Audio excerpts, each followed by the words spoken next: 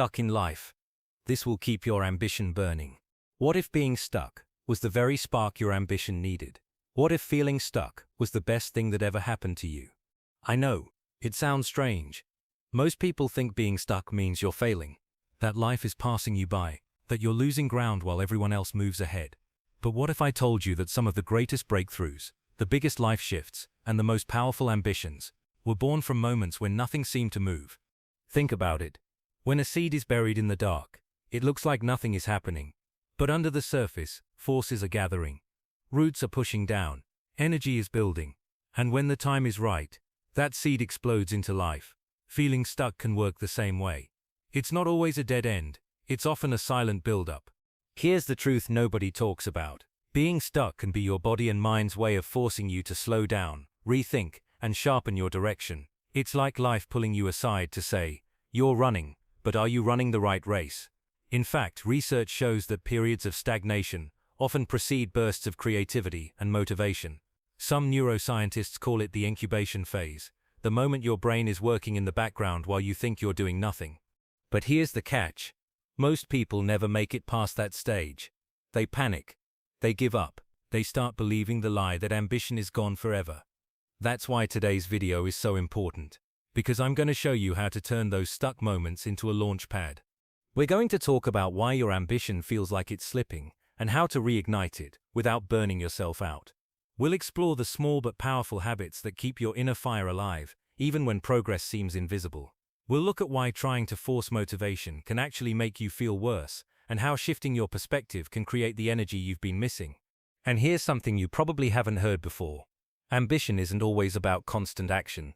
Sometimes it's about stillness, about letting clarity rise to the surface naturally. We'll uncover how to work with that stillness instead of fighting it, so you can emerge with focus so sharp it feels unstoppable. But don't expect this to be a list of empty just work harder cliches. You're going to hear strategies rooted in psychology and real-world examples from people who went from being completely stuck to achieving more than they ever imagined. These aren't tricks, they're mindset shifts that can change the way you see yourself, your goals, and the path ahead. By the end of this video, you'll know exactly how to keep your ambition burning, even in your lowest moments.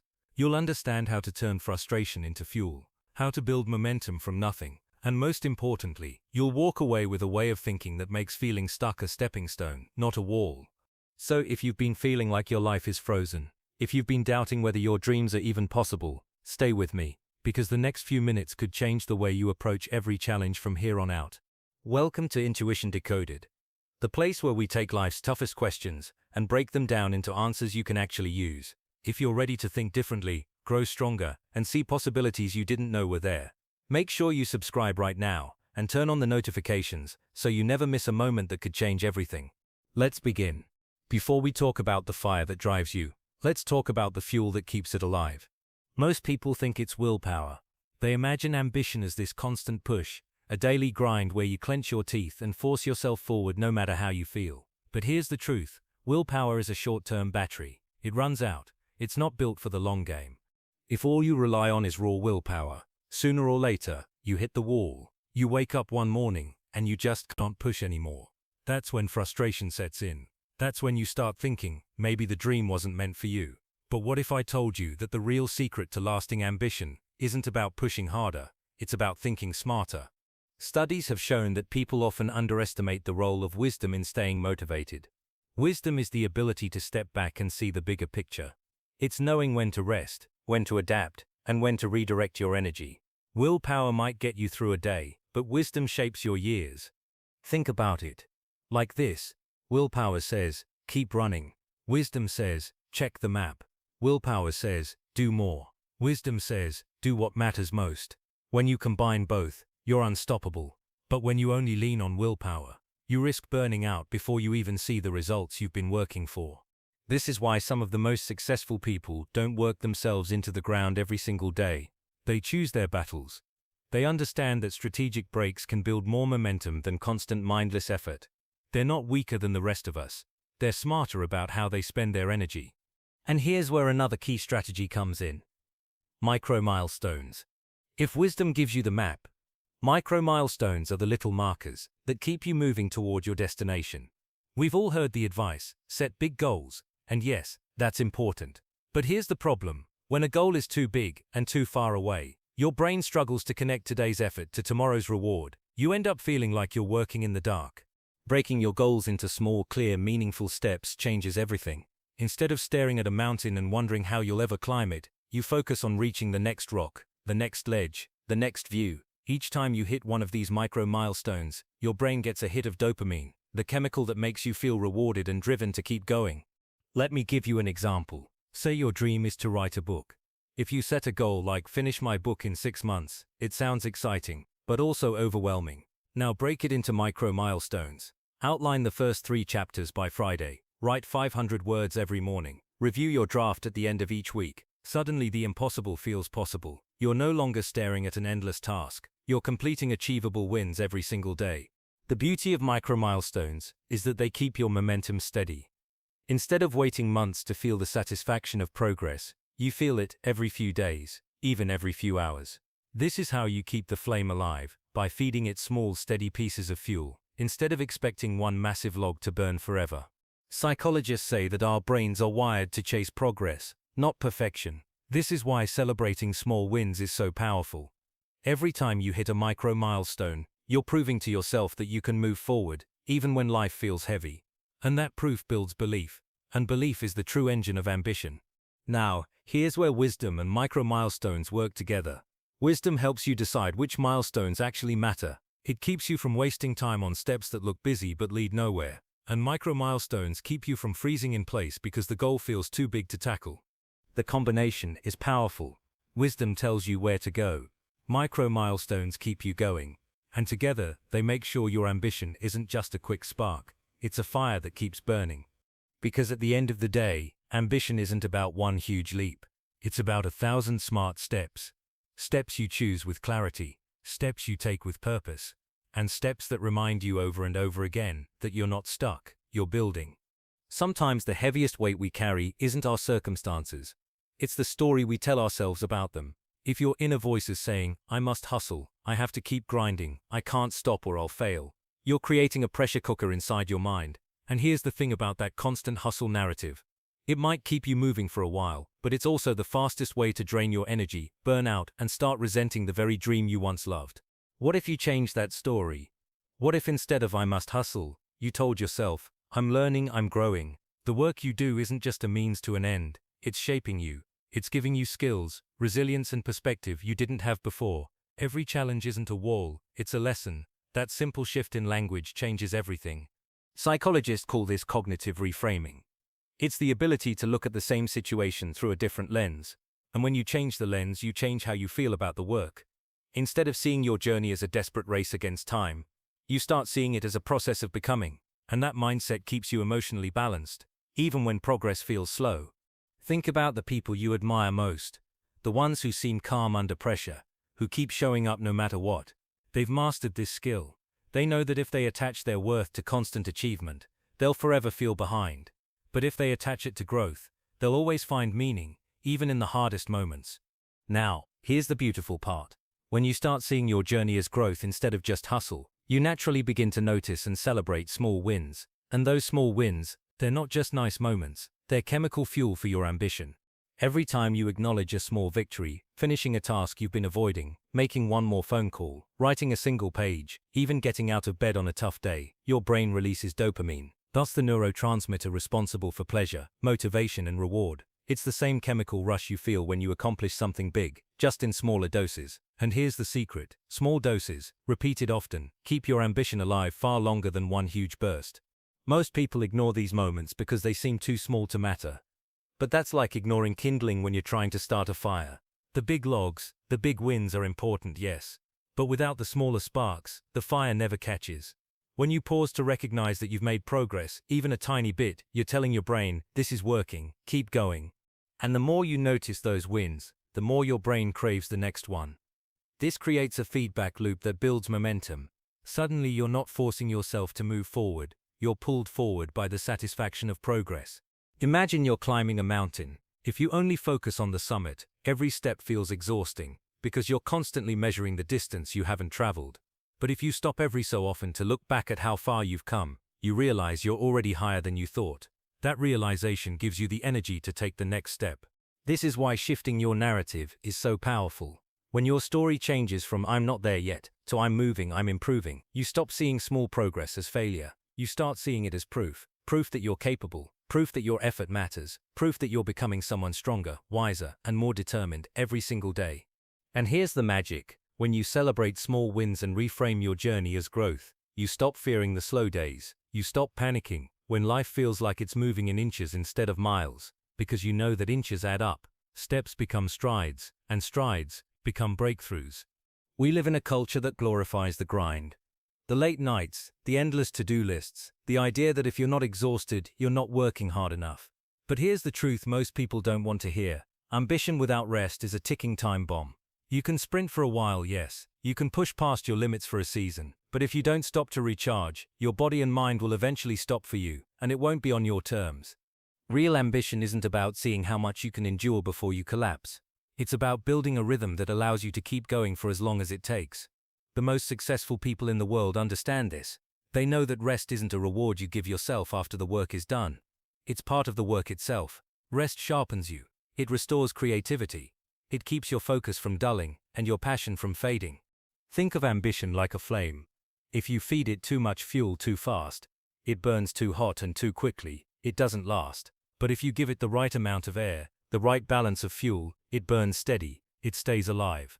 That's how you have to design your ambition, with rest built into it, not as an afterthought, but as a core part of your plan. And here's the surprising thing. When you give yourself permission to recharge, you actually move faster in the long run. You avoid the crash and rebuild cycle that keeps so many people stuck. You stay consistent, and consistency is what compounds into real results. But rest alone isn't enough. You also need clarity, because you can be well rested, full of energy, and still be going nowhere if you don't know exactly where you're headed. Ambition without clarity is like running full speed in the wrong direction. You're moving but you're not progressing. Clarity starts with asking yourself one simple question: why does this matter to me? Not why it would impress other people, not why it looks good on paper, but why it matters to you at the deepest level. That's your emotional reason, and it's the engine behind your motivation. If your reason isn't strong enough to make you feel something, it won't be strong enough to keep you moving when things get hard. Once you know your reason, you need to turn that into a goal, so specific, it can't hide from you. Vague goals kill motivation. I want to be successful doesn't mean anything. I want to start a business that replaces my 9-to-5 income within 2 years so I can have more time with my family. That's specific, it's clear, you can measure it. And because it's tied to an emotional reason, you care enough to fight for it. Now here's where accountability comes in. When you set a clear goal with a deadline, you give yourself a target. But when you make that goal visible to yourself and to others, you give yourself pressure. The right kind of pressure. The kind that pushes you to take action, even when you don't feel like it. Accountability can be as simple as telling a friend, writing it on your wall, or tracking your progress in a place you'll see every day. The key is to make it impossible to forget. Because the human brain loves to drift. Without a clear goal staring you in the face, you'll find 100 ways to procrastinate. But when the target is clear, and the deadline is real, you act differently. And here's the thing. Clarity and rest work together in a way most people don't realize. When your goal is crystal clear, you can rest without guilt, because you know exactly what you're working toward and how you'll get back to it. And when you rest well, you come back to your goal with more energy, sharper focus, and stronger motivation. That's the balance. Rest so you can last. Get clear so you can move with purpose. Build accountability so you can't back down when it matters most. This isn't about doing more in less time. It's about making sure the time you spend is taking you exactly where you want to go. Clarity is power. Without it, even the strongest ambition gets lost in the noise of everyday life. You can have all the passion, all the talent, all the desire in the world, but if your vision is blurry, your actions will scatter in 100 different directions, and scattered action rarely leads anywhere worth going. A clear goal is like a lighthouse. It doesn't just show you where to go. It cuts through the fog, keeps you from drifting, and reminds you why you set out in the first place. But here's the part most people miss. Clarity isn't just about the what, it's about the why. You need an emotional reason that sits deep in your chest, something that matters so much you can feel it in your bones. If your goal is simply earn more money or get in shape, you'll quit when things get hard. But if your goal is earn enough money to take care of my parents or get in shape so I can play with my kids without getting tired, Suddenly you have more than a target, you have a mission, and missions pull you forward when motivation fades. Once you have your what and your why, give them a when. A deadline transforms a dream into a commitment. Without one, your brain will trick you into thinking you have endless time, and you'll keep pushing the start line further away. A deadline forces decisions, it forces focus, and it forces action. Then there's accountability, the silent partner of every big achievement. You can write your goal in a journal, but if no one else knows about it, it's too easy to hide when you're not making progress. But the moment you make it visible, tell a friend, join a group, put it on your wall, you create a healthy pressure. That pressure says, I've promised myself and others, I'll make this happen.